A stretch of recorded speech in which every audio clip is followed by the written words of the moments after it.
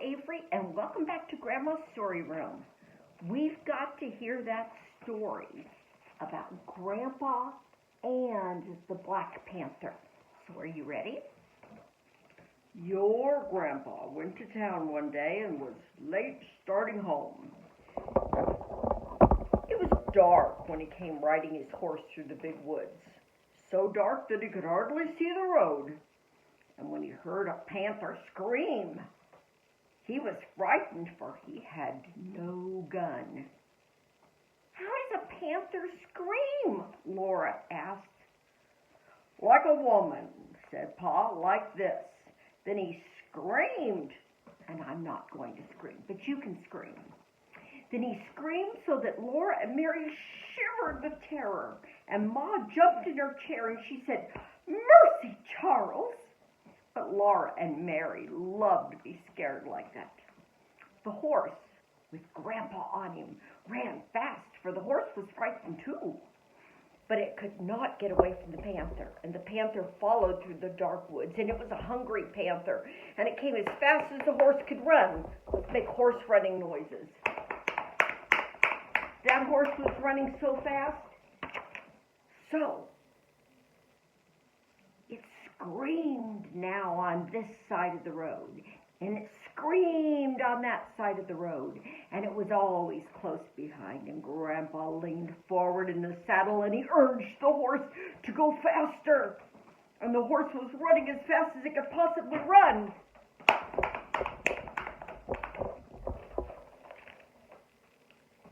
And still the panther screamed close by, and then Grandpa caught a glimpse of it as it leaped from treetop to treetop, almost overhead. It was a huge black panther leaping through the air like Black Susan leaping on a mouse. It was many, many times bigger than Black Susan. It was so big that if it leaped on Grandpa, it would kill him with its enormous slashy claws and its long, sharp teeth. So Grandpa on his horse was running away from it just as fast as a mouse runs from a cat. The panther didn't scream anymore. Grandpa did not see it anymore, but he knew it was coming, leaping after him in the dark woods behind him. And the horse ran with all of its might. And at last, the horse ran up to Grandpa's house. And here we see, oh my goodness, there's the panther, and there's Grandpa on the horse, and there's the panther leaping. And Grandpa jumped off the horse against the door. He burst through the door and slammed it behind him, leaving the horse outside. And the panther landed on the horse's back, just where Grandpa had been. And the horse screamed terribly, and it ran. And it was running in the big woods with the panther riding on its back and ripping his back with his claws. But Grandpa grabbed his gun from the wall, and he got out to the window just in time to shoot the panther dead. And Grandpa said he would never again go into the big woods without his gun. And when Pa told this story, Laura and Mary shivered, and they snuggled closer to him with his big, strong arms around them. They liked to be there before the warm fire, with Black Susan purring on the bench, and the good dog Jack stretched out beside her. And then, when they heard a wolf howl, "Oh!" Jack's head lifted, and the hairs rose stiff on his back. But Laura and Mary listened to that lonely sound in the dark and the cold of the big woods. They were not afraid. They were cozy, and they were comfortable in their little house made of logs, with the snow drifted around it and the wind crying because it could not get in by the fire. Chapter 3 is called The Long Rifle, And I think we can tell why it's called a long rifle, because that is a long rifle.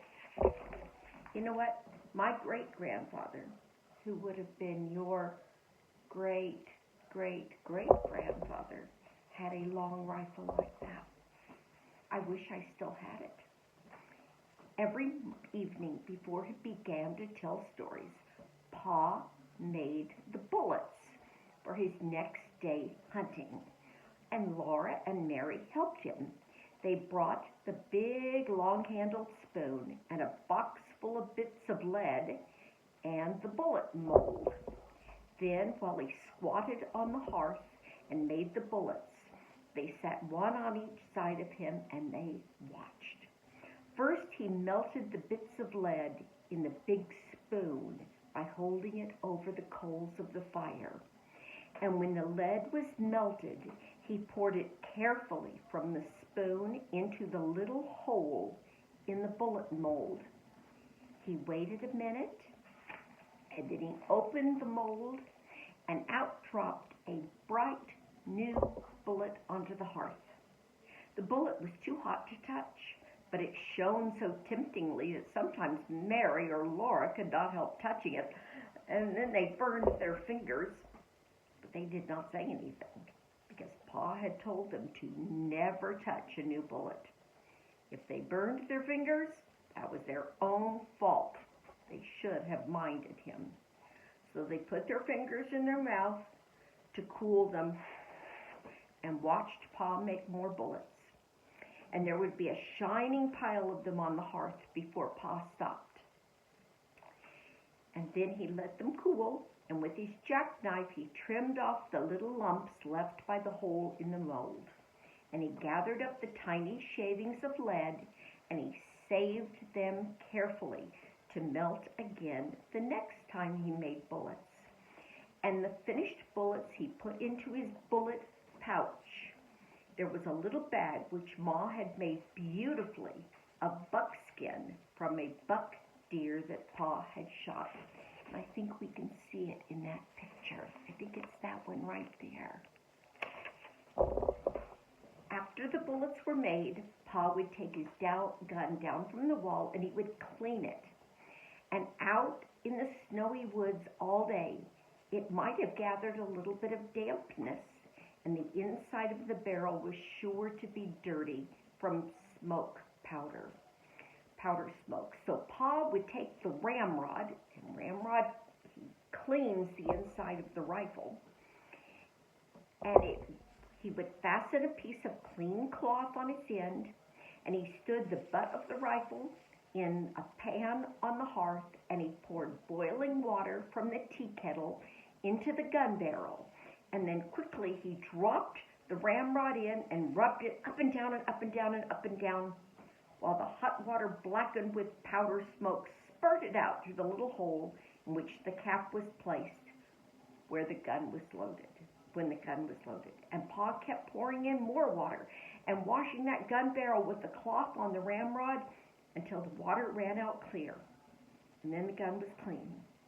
And the water must always be boiling so that the heated steel would dry instantly. And when we read next time, we're going to read a little bit more about Pa and his rifle. There's the last picture I'll show you today. There's Pa with his girls. I love you, and until next time in Grandma's Story Room.